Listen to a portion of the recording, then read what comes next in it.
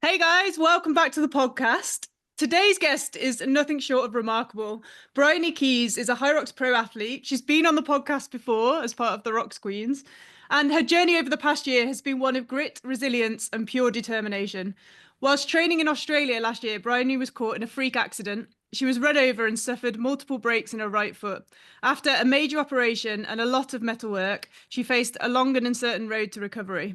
But what she's achieved since then is just truly unbelievable. From not being able to walk, Bryony has come back stronger than ever, completing an Ironman and most recently winning the BPN 50k Ultra Survive the Night, earning herself a golden ticket to the BPN Last Man Standing race next year. This is an incredible story of resilience, mindset, and the power of refusing to give up. And we can't wait to dive into it. So thank you so much for coming back on the podcast, Bryony. And Thank you so much yeah, for it's great to having have me. you. Yeah, no, it's great to be back on. I know, honestly, your journey since we last spoke and probably saw you in person is unreal. Maybe for anyone that isn't following you on social media or hasn't been through the last kind of year, 2 years, could you just give a little bit of a snippet as to what life's been like, obviously since you then went to Australia, and what happened, because I think that then will explain the magnitude of you winning this most recent ultra and how incredible it is. Yeah, of course.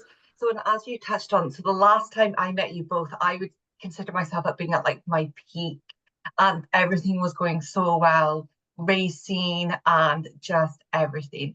And then I took the opportunity to fly to Australia for 3 months to compete in all of the four competitions over there. So, I flew out last July.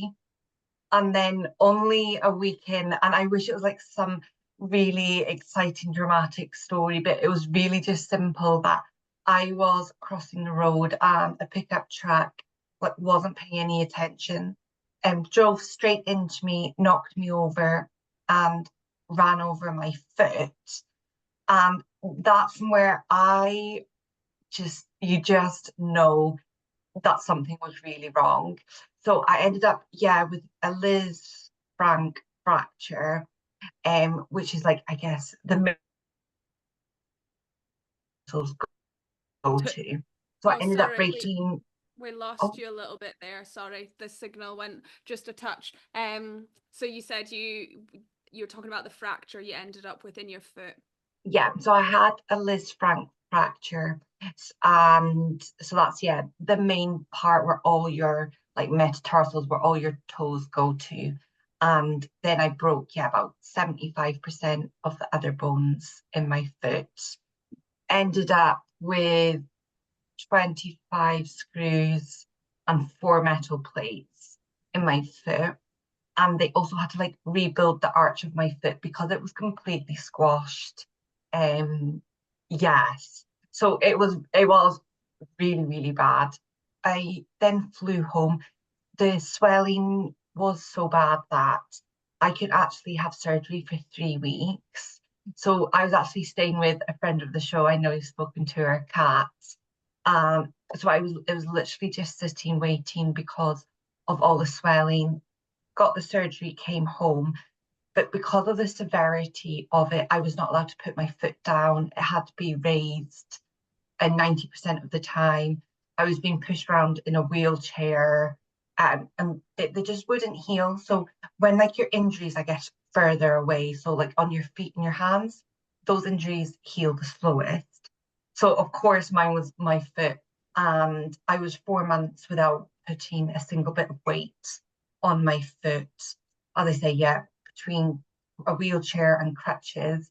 And then when I had to start walking again, because I'd lost like all the function of being able to do that, and I had to do it gradually with my body weight, I was using one of those treadmills that like they lift you, so they're like the gravity, or would you say anti-gravity treadmills. So yeah, I think I then spent about 3 months gradually like walking again because I could only put like 10% of the body weight through my leg.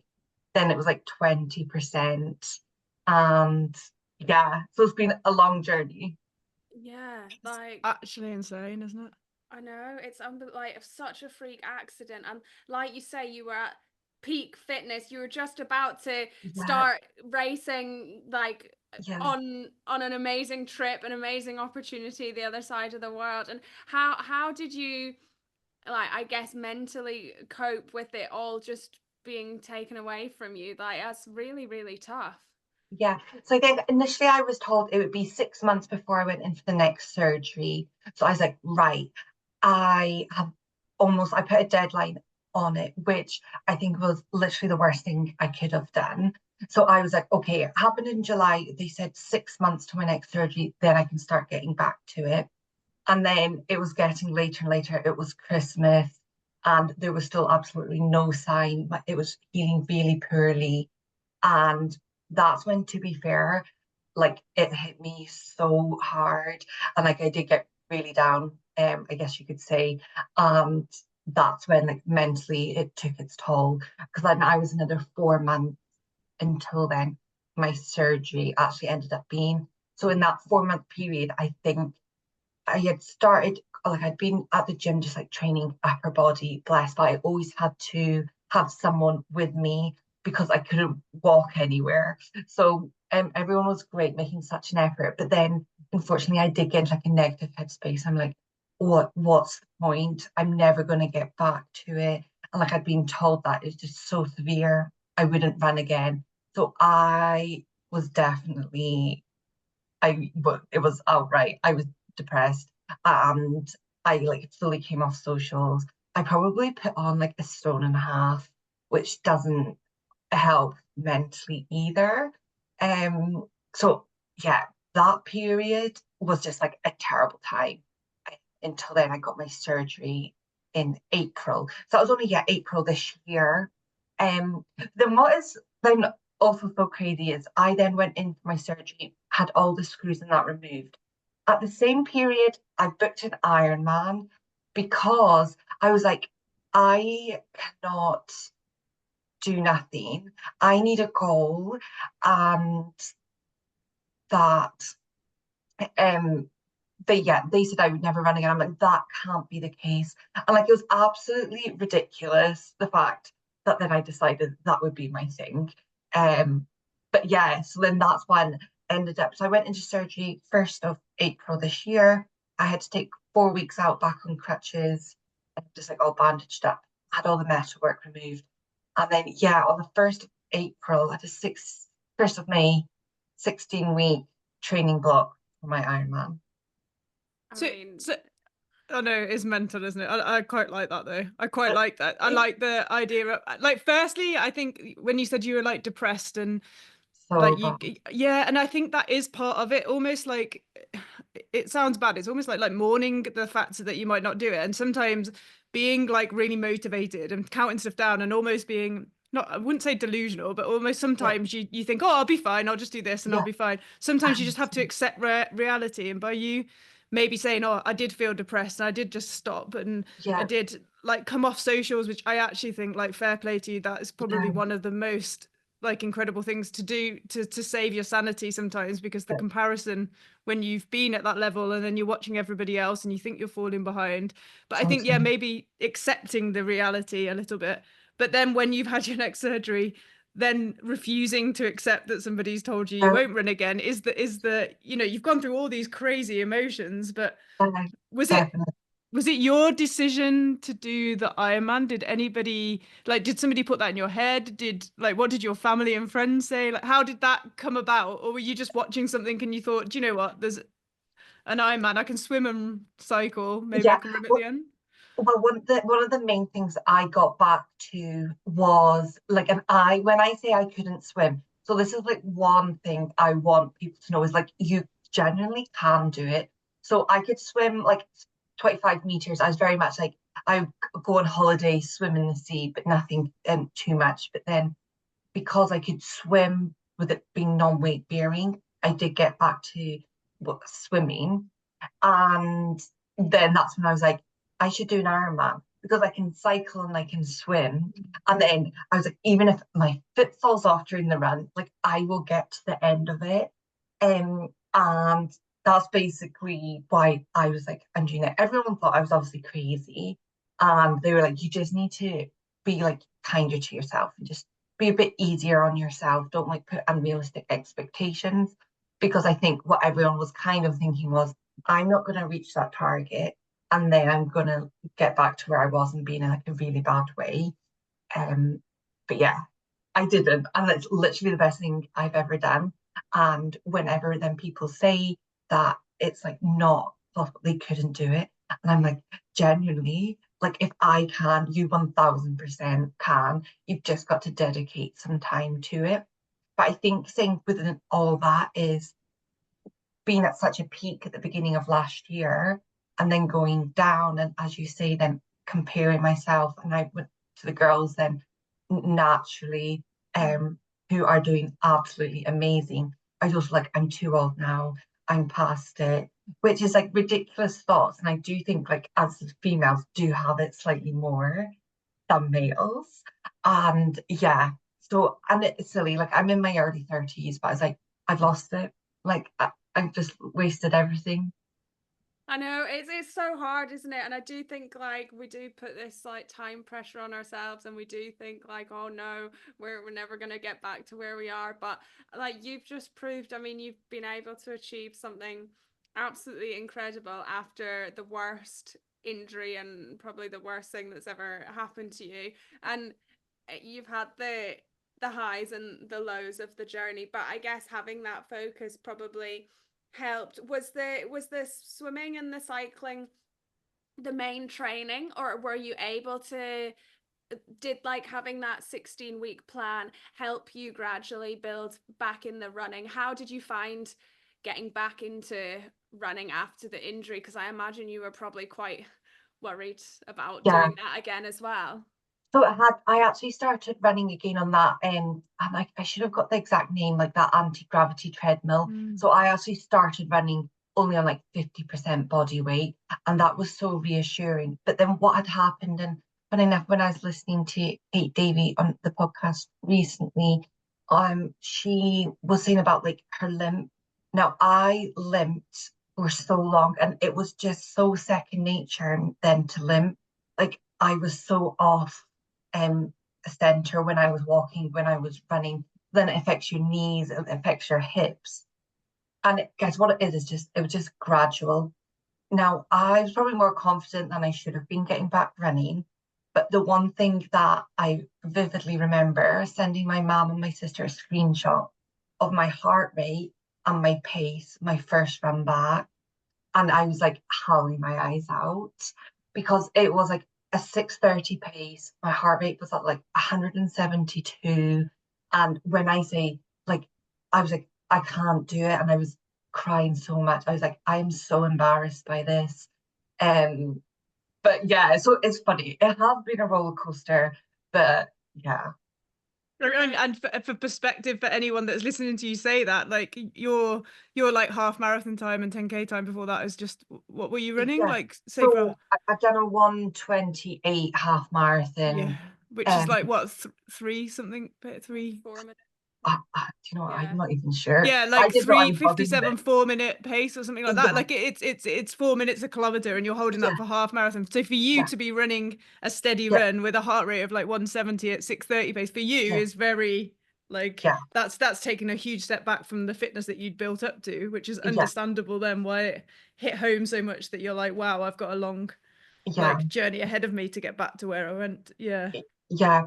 And even on the run up to my Ironman, the highest run week I did, I think it was like 50 kilometers. So I really was relying on the biking and the swimming. And Yeah. when did you transition to, like, was it a gradual build to add more body weight to the running? And then when did you transition then onto a normal treadmill, or did you then transition to outside and maybe run on like trails, or how did that transition happen? Or did you not run outside until the Ironman? Yeah, no, so I was running outside, yeah, before the Ironman. So I was on that treadmill, so the same treadmill that I learned to then like walk again properly on. Then we increased to running on that treadmill, and I was going like 2 or 3 times a week. Guess I was fortunate that we had it kind of locally, but it was all through private, unfortunately, not like NHS. So that was 3 times a week. And then that's when I only ran on that. I started once a week, then twice a week, then 3 times a week. And then I actually went on the track because there was just a bit more like buoyancy on the track, and then trails, and then I did road. But it all was actually a lot more gradual than I thought, because I'm very much like, once I'm committed, I get straight into it. But I was so worried about going further back. And everyone, like, I guess compared to what like the surgeon and that said, like I did increase everything a lot quicker than they thought. But I really did go by, if it's sore, I'll stop. Yeah, you listen to your body, and you get that gut, don't you, of like, oh no, this is too much and this hurts, and like you listen to what your body's telling you. So you crushed the Ironman, you did absolutely amazing, and then got an entry into the BPN Ultra. Now, Faye, you said 50k. Was it 50k or 50 miles? 50 miles. Oh, sorry. Yeah, I thought. Oh, I totally threw you under the bus there, didn't I? Or into a truck. Excuse the pun. 50 miles. Sorry, I thought it was 50k. I couldn't remember, but it. Oh, you were too polite. You should have butted in and told me it was 50 miles. That's a massive difference. 50 miles. So you tell us about. I mean, we put into the ballot, and we're watching the live video to see if our names got read out. And how did it feel for anyone that doesn't know? It was a 50-mile ultra race called Survive the Night. I mean, I'm sure you can explain better than me, but there was like a lottery you could enter online, and then they did an Instagram live of picking out the names. And do you know how many people in total were there? There was 200 people that were selected to do it. So it's part of BPN, so Nick Bear's brand. So like everyone wants to do it. They're definitely becoming more like prestigious races. And they run 2 a year. So I found out actually 2 days after my Ironman, and a bit like everyone, I entered like, no way will I get selected. So 2 days after my Ironman, I got an email and it's like, you're in. And I was like, I could not believe it, literally buzzing. But then I was like, I've literally just done my Ironman. And if anyone's done an Ironman, they are expensive. And I went to Copenhagen to do it. I was like, no way could I afford this. So I actually did, for the first time ever, like a fundraiser. I was like, I have to get out there for that experience.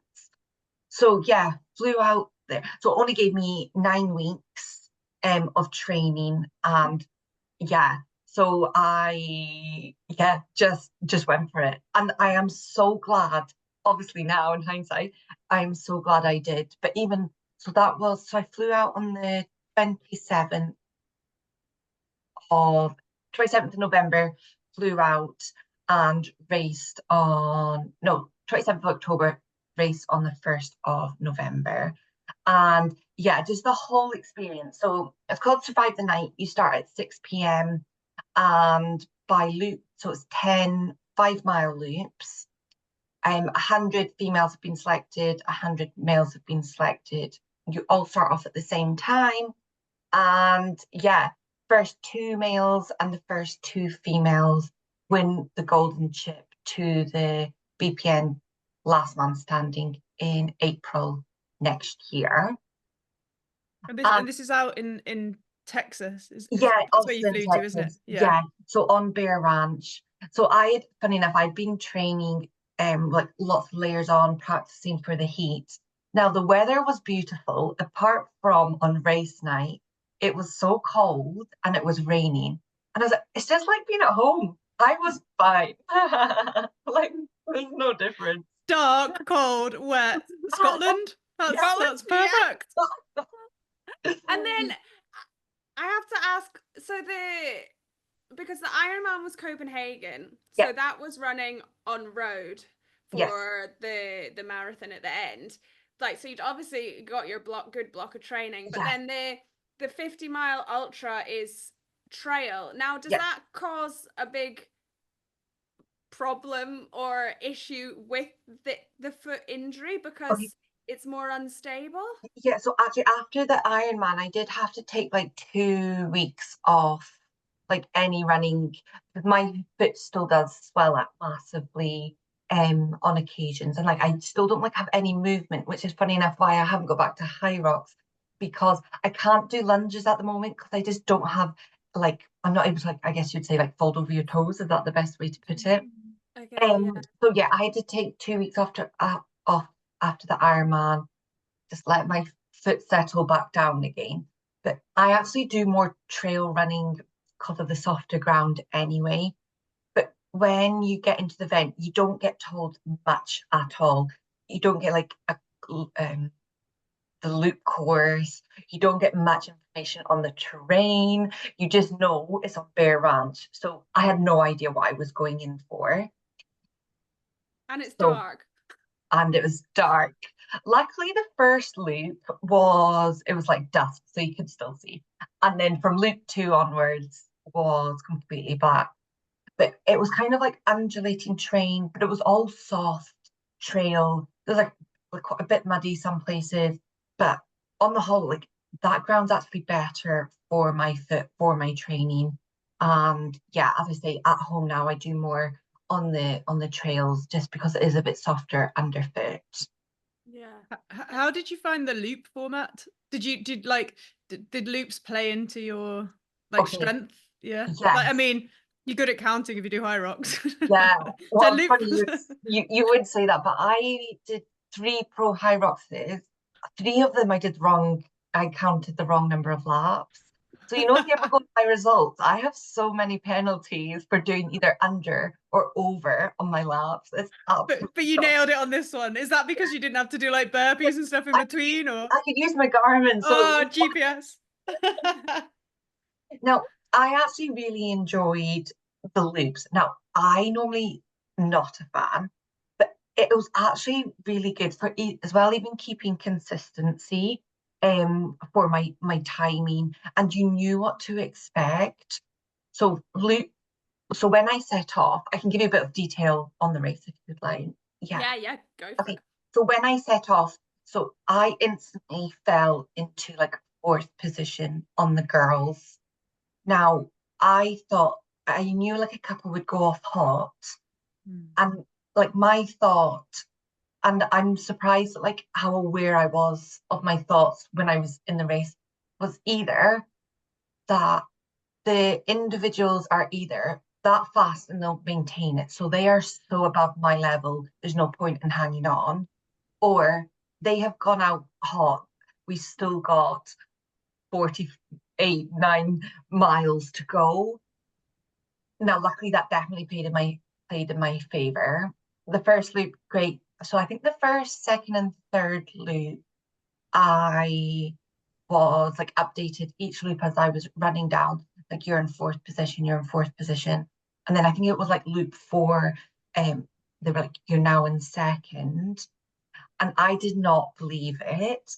And it was quite because it was literally pitch black. Like you'd pass people, but also you would lap people. So it was really hard to actually tell where you were. They were told I was in 2nd. And I was actually so annoyed because I was like, what? No, they've got it wrong. And I was like, you can't just then get someone's hopes up that they're now in 2nd place. And like I was so annoyed of being told that. And then by the next loop, they're like, you're now in 1st. And I actually started crying when I was running. I was like, I can't believe this. And then just each loop, I was gaining like 2 minutes. Then it was like 10 minutes. And then by loop 8, so yeah, definitely understandable. It's 50 miles, it's going to be hard. So like I was expecting it. But lap 8 was really when it hit that. I'm like, this is tough. But I managed to keep my pacing so consistent, which is probably the thing I'm proud of the most. But then lap 9, I started being sick. So it's actually the first time that I've been like being sick on a race course. So I had to stop 3 times. I was like, I don't have time for this. And I was so nauseous, but I was like, I cannot let this go now. Like on loop 9, like that would be, I would let myself down. And I do definitely like put pressure on myself. I don't like speak nicely to myself, I guess you would say. And then like loop 10 was just hanging on. But I'd actually been told that I was half an hour ahead of second place. So I knew I was ahead by like a massive amount. But then still I was like, well, they might have got it wrong. Like, no, I can't trust that. So I just knew on that last loop that as long as no one passes me, I'll be okay. Oh, Yeah. I think, yeah, fair play. I just think it's such a amazing like comeback, and you deserve it. Like the fact that you got into it is just amazing, Yeah, because I think you really deserve that spot. And after the year you've had, like, I think it's so cool that you were able to get out there and to do it, and then to have that confidence boost and to take the win and have some positive like yeah, energy in your life. I think it's just so good, because it's been like tough. So to be able to go and experience it and then surprise yourself and show that you're an incredibly determined, strong athlete is just yeah. unreal. Like, No, and people have asked me like, "Oh, did you expect it?" And I'm like, "Absolutely not." And I did generally. I think that's one thing I have learned since, yeah, being ran over is it's not that serious. I used to take high rocks so seriously. It did, and I kind of like did take the joy out of it quite a lot. I took everything so seriously, and now I generally, so I probably performed almost the best I have in my life, and I go in.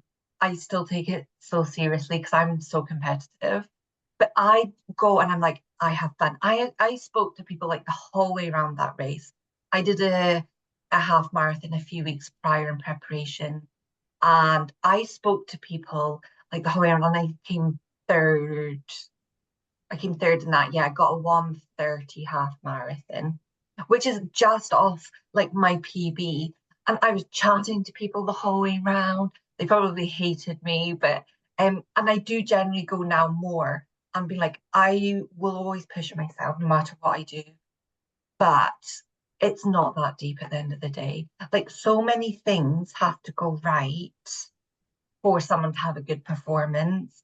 And I think you see that a lot in like, well, any performance, especially like Ironman and like high rocks, everything like that. Everything has to be well aligned for a great performance. So now I go in and be like, something could go wrong, but it's not that deep. I mean, yeah, that was something I was going to ask you actually, was like looking back now at the athlete you were before your accident and then Yeah. the athlete you are now and everything you've been through to get to where you are now.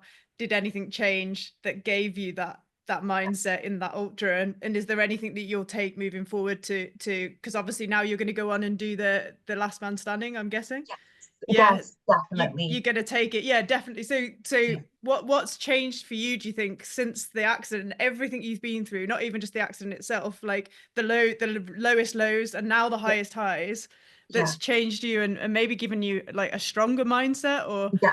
more belief in your body that you can do the things that you need to do? Do you know what? 100%. So definitely the biggest things that I have taken away, and I will 100% keep it with me, is the fact that you can do a lot more than even maybe what people tell you, or not necessarily advise. I'm not saying go against what you're being advised, but I was told point blank like none of this would be possible, and like I have done it, and I definitely go into races now more so for the joy of it.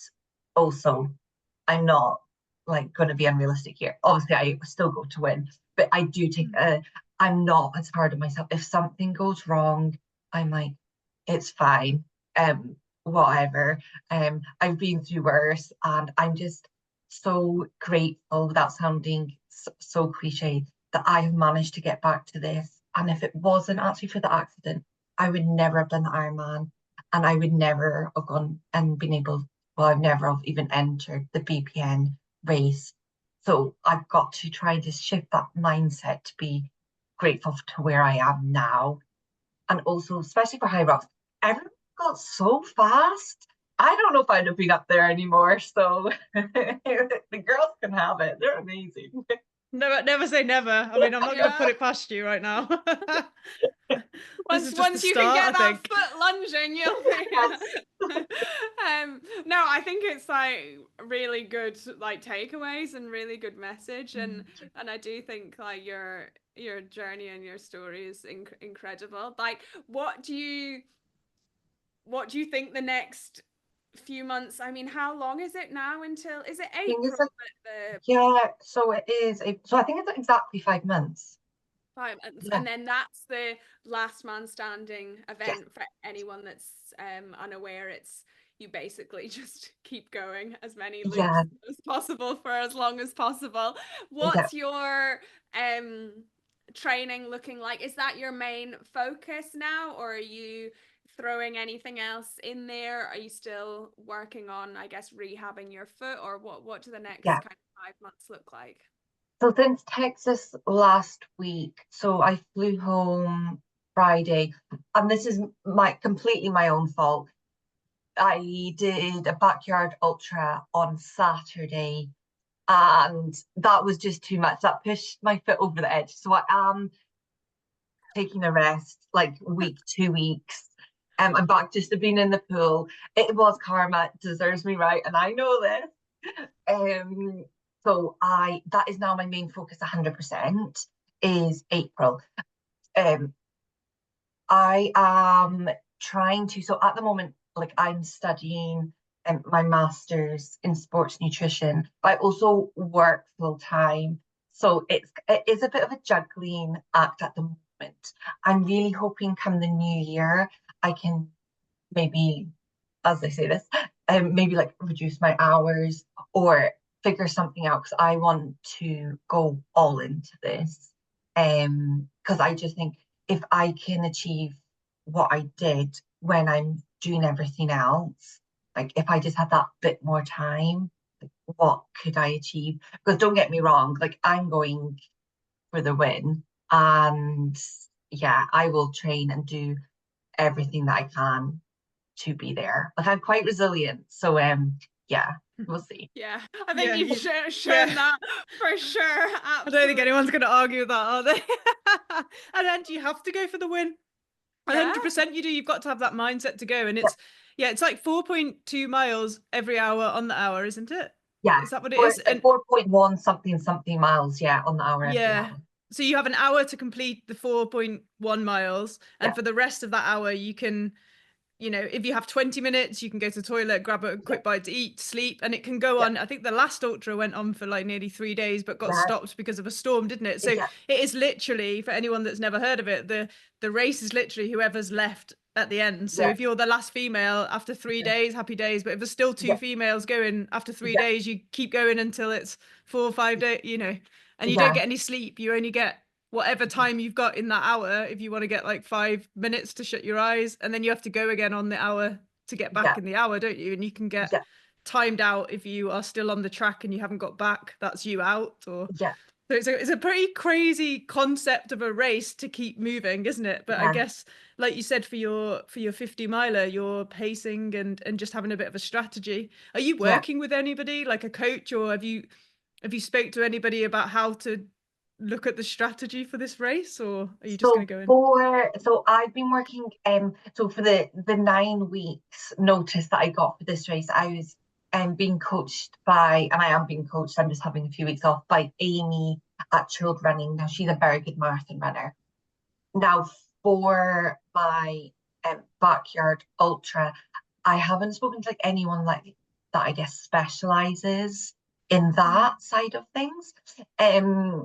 But yeah, maybe that should be on my to-do list. Yeah, it's only because it's a quite slightly different concept. But Yeah, it's like, is there a way you run that race? Like, do you go steadier from the beginning, or at the beginning do you just kind of go at a pace that feels yeah, quite comfortable to you? I don't know. Like, it's an yeah. So interesting I one, was isn't it? at the Golf Speed Backyard Ultra on Saturday, and I just went for the vibes. But yeah, very much. So I think the winning person maybe did 36 laps, so 36 hours. And yeah, it's surprising at how slow, I shouldn't say slow, like a slower pace that it is. Yeah. And it was, people would walk the hills, every hill they would walk to preserve any energy. And then it was only on the flats down hills they would run, and each lap taking about 45 minutes circa. So yeah, it's a lot slower pace, and it's just not getting too carried away. And even on lap one, you could see from the experienced people, as soon as they finished, they were sitting down, feet up. And after like 4 miles, you're still feeling fresh, but they were straight down, feet up. Yeah, it is interesting. And then I wanted to ask a little bit, going back to the 50 miler and the consistent, like you held such a consistent pace throughout. Like, how did you, in your head, like how did you not get carried away? How did you talk to yourself to, like you said, obviously the girls, like maybe you were like, well, they have either gone out too hot or they're just that fit and that fast that like then they'll take it. But like, how did you stay so calm and composed, and did you have like I don't know, a fueling strategy, or did you have reminders popping up on your watch to tell you not to go too fast, or were you just, I don't know, listening to music in your zone? Yeah. So starting off with the last point, so music, I didn't let myself listen to any music until the 7th lap. So I was like, that's going to be a treat to myself, listening to music then.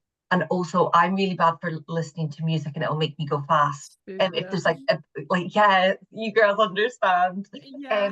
So I didn't listen to, and especially for the first loop. Now, I did slightly. I was like, I'm not going any faster than a 5 minute per kilometer pace. Now, I actually think my first couple of loops maybe were like 4:50, so maybe slightly carried away.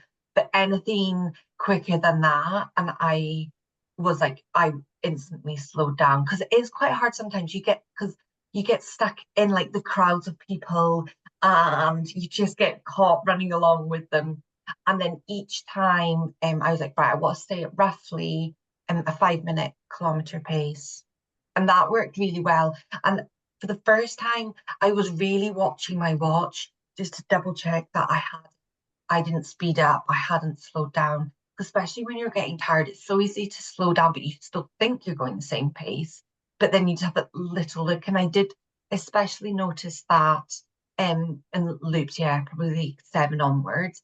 I thought I was still doing stuff, but by then I was more on like a 5:15 minute kilometer pace. I thought I was still doing circa 5:15, but then I noticed I was dropping down sometimes like a 5:30, 5:45, and you just don't realize. So one thing I did do was actually monitor my pacing a lot, and nutrition wise, strategy wise, it was actually really handy, because we were doing a loop and there was actually a marker at like the halfway point. So at the start and like the halfway point, I either took a gel, or so I took gels, or I don't know, have you heard of the Voom bars? To me, they kind of taste like icing sugar. So I'd have that, and then yeah, by lap, like when you're like 40 miles in, it's just stuffing anything into your face that you can handle. So yeah, then I was trying for like bars, just anything, because it's all a bit gross by then with flavor fatigue. But that's the one thing that I definitely focused on, was my fueling. And that goes actually for my Ironman as well. And like that's one thing I will quickly touch on, is definitely doing this endurance training more. Now, when I say I used to be terrible at fueling, I was definitely in the mindset of less is more. I did my first ever, for comparison, I did a 50 kilometer 2 years ago, and I ate half a banana in the whole 50 kilometers. And like that was not like the first time I had done something like that. People say about the importance of fuel, and I'm so glad it's being acknowledged more. And that's like why I'm so passionate about it, doing my masters. Like I've got a couple of actually my level 3, level 4 in nutrition, but I was like, I want my degree to go along with it.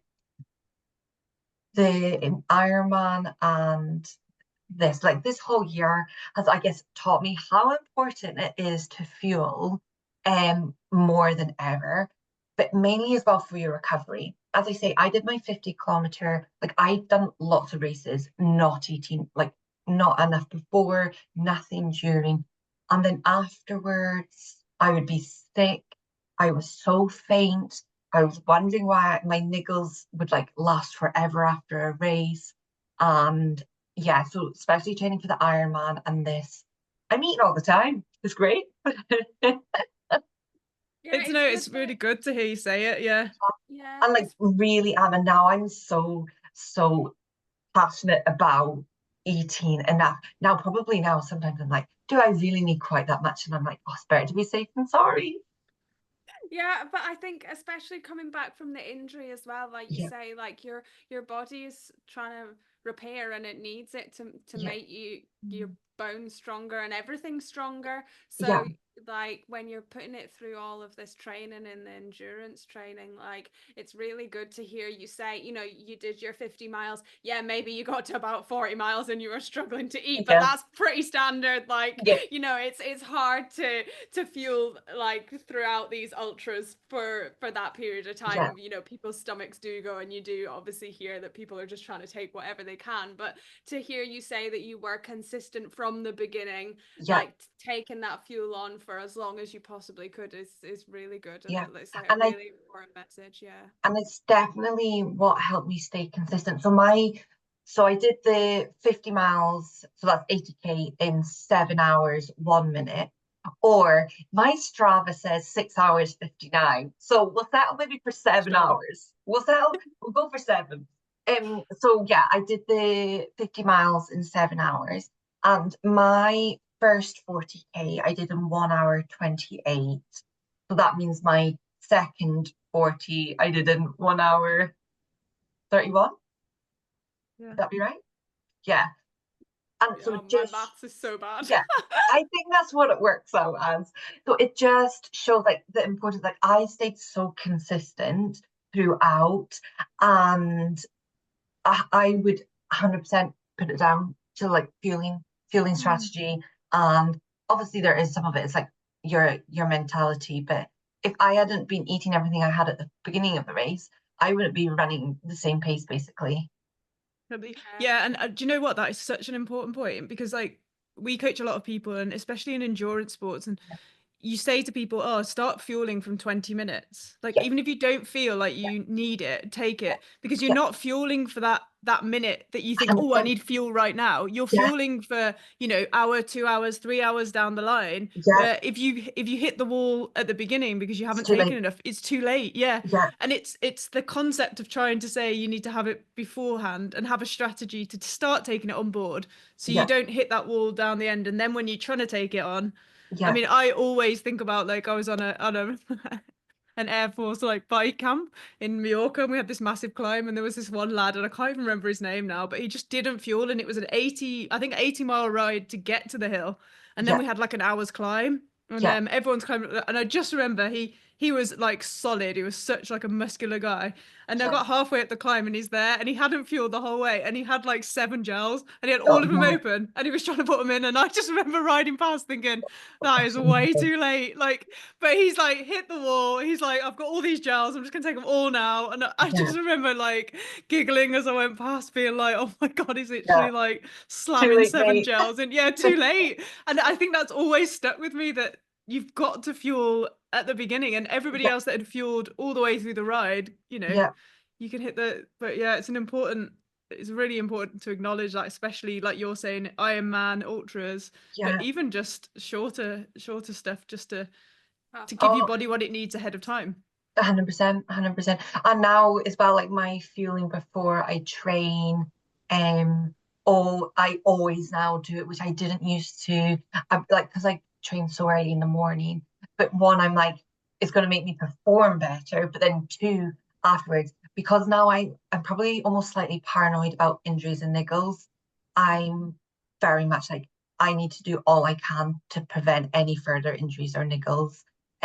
So that's probably one thing that's potentially happened since my accident is I am a bit more paranoid about getting injured And again. have you had anything else like as in because obviously you've done a huge block of Ironman training, you've now done a Mhm. huge block of ultra training, you've done two really demanding races on your body. Have you has it worked, the extra fueling, or have you come up with it as any other niggle? I mean, obviously you've got your foot, which is, you know, it's going to take a while for that to and you know, resolve I itself. almost expect it with my foot probably for the rest of my life, and now I just have to get used to it. So yeah, apart from my foot, nothing, touch wood. No, That's incredible. Yeah, a big focus as well, though, throughout the whole thing, I should say, is also, like my rehab is very important, everyone. And I know we all skip it because it's boring. And like even when you're watching telly, you can do it, but you still just sit and watch telly and don't do your rehab. So I've been there. I do fully know. Yeah, it is so true though. Like, and I think, I mean, you're proof that like you can come back from these things, and I think this will be so like helpful for people to hear and listen to, and have that like kind of hope, and if they are injured, and light at the end of the tunnel, because it can be so hard when you're in the depths of it and you feel like you're never gonna come out the other side. And and it does feel like that, and it generally does feel like you're never going to get back. And like I've had all the thoughts, and I definitely, even now, yes, things have turned out great. I was not positive at the beginning of this year. Like things were really bleak. So I think that I also think that's okay though. Like it is okay to accept it and think it's shit, and sometimes it is just a shit situation. Like sometimes you just have to accept this is just a bit shit right now, and I can't do what I want to do, and sometimes that acceptance allows you to deal with it a bit better. I don't know, like and then you can move forward and set a new goal, and hopefully you can start to build. Or you know, sometimes when people are too strong or you're trying to be strong, you don't get the support you need because everyone's like, oh, they're all right, they seem to be coping. And sometimes it is good to just go, fuck it, this is shit. I'm actually not doing great. Like everyone knows it. Everyone that's in this world, I guess, where we're all trying to, you know, everyone wants to race, everyone wants to train, everyone wants to better themselves, everyone wants to try and get a PB. We all understand, and I think everyone would be in the same situation, and everyone maybe has been in a similar situation, that it's actually okay to think, I don't know, we just get conditioned to say like, come on, you've got to be positive, you've got to believe. Definitely. Sometimes it's just not positive, is it? But then something happens like this, and you do turn it around, and it's actually like, to be fair, I remember when you did your Ironman and you were training for your Ironman, and I was like, oh my god, Emma, have you seen Bryony? And I like a good challenge, but I was like, this is insane. And I was like, I get the like bike and the run. I was like, I just like, man, if she can pull off like doing a marathon at the end of that, and you did, and I'm just like, I think even then I was like, and then when you said about doing the ultra, we were like, oh, well, she'll be like, that's it, she'll smash it.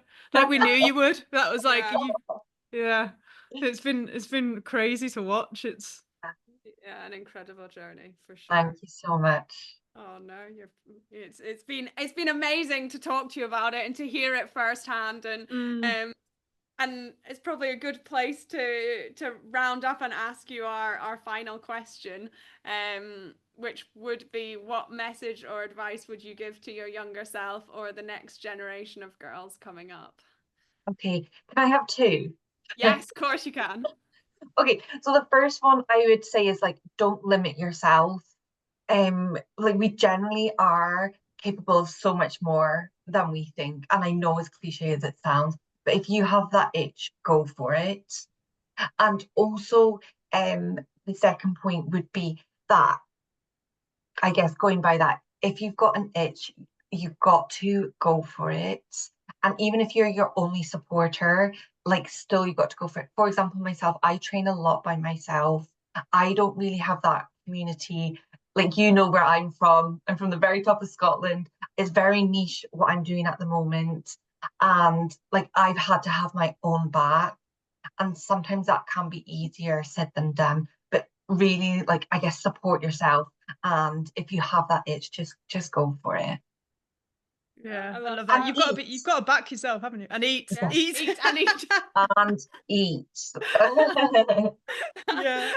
No, honestly, I think you're so right, and what you're doing is amazing, and I think it's been so good to see the journey. I mean, obviously not good about the accident, that we wish that never happened, but following from that, like, we have loved the comeback, and we've been rooting for you the whole way, and we will be rooting for you in April, Oh, thank you. when you go across to do the BPN Last Man Standing. Can't wait. Yeah, no. Can I this this could be a not the best question to ask on, but like to end on. But like, did anything ever happen with the guy that ran you over? Like, So he was done for like reckless driving, got points in his license, got fined. But that's kind of it, yeah. I mean, I know you said like lost concentration, but I mean to like literally run someone over, it's actually insane, So isn't it? yeah. Great. Oh, Yeah, well. I know. Well, if you're listening, mate. Yeah. Look at me now. Look at her now, yeah. Joke's on you. Oh, well, thank you so much. I know, like, sometimes it can be hard to talk about these things as well, because I don't want to bring everything back up, and we appreciate you being so honest and sharing how it's been, because yeah, it's been one hell of a year for you. So thank you very much for opening up. Thank you. It's been a delight, and you guys are absolutely smashing it. So yeah. Oh, thank you so much. Well, we will be watching and keeping an eye on how everything's going in the run up to the Ultra, to the Last Man Standing, and anything in between. I'm sure you'll throw in a few other. Oh, 100%, 100%. That's too long away. I know, it's like when you just went, oh, I came back from the Ultra, I just went and did a Last Man Standing, yeah, just at the weekend. I was like, of course you did.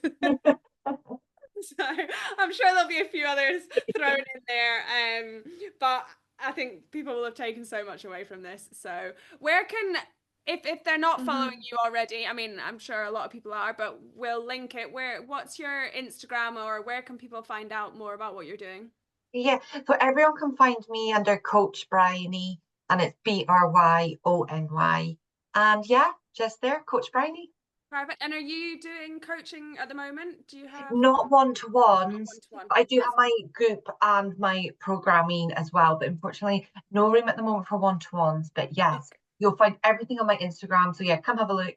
And obviously, if there's like any questions, or if anyone's going through like a tough time post-injury, like I do generally know what it's like. So yeah, pop me a message. Yeah, amazing. Thank you. Thanks for that. And we'll link everything below. And yeah, appreciate your time. Good luck for the rest of the year and into next year, and hopefully we'll see you soon. Thank you.